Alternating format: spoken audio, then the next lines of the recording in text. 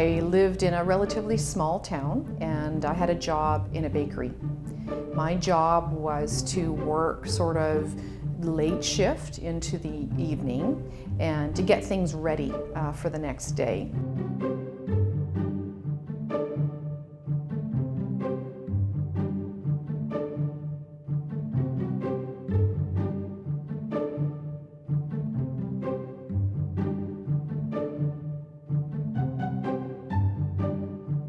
You know, I remember the day that I started. I came in a little early in the afternoon. They did a walkthrough, said, you know, here's the things that you need to do. And they gave me a checklist, and I remember it was on a clipboard, and then they left for the day. So there I was in this grocery store, and it was dark and relatively dark, and I had to get all these things done, feeling very pressured, wanted to do a good job. I'm sure I was the most inefficient worker they've ever had, didn't know what I was doing, and I still have this memory of being afraid. I had to move a lot of heavy things. I had no training. There was no guidance, and I hurt my back.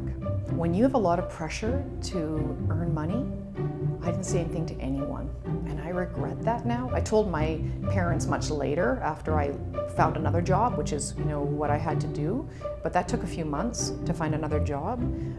The pressure for me to keep that job was so huge, that's probably why I got hurt.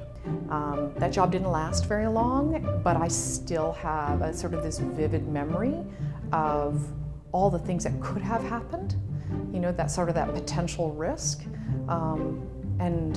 and what probably should have happened for me to protect me. You know, the first thing would be never leave me alone, right? Would have had a buddy, would have had a mentor, would have had orientation, talk about, you know, what a work alone policy would look like, what are all the safeguards that you need to be cognizant of.